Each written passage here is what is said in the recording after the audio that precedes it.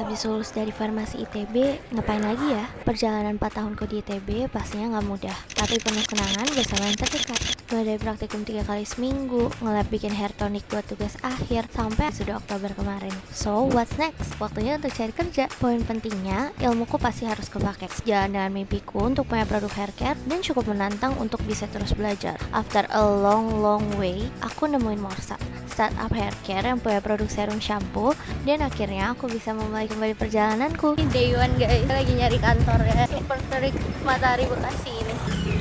Permisi, ini kantornya Morsa Serum Shampoo ya? Ya, betul. Oke, masuk guys.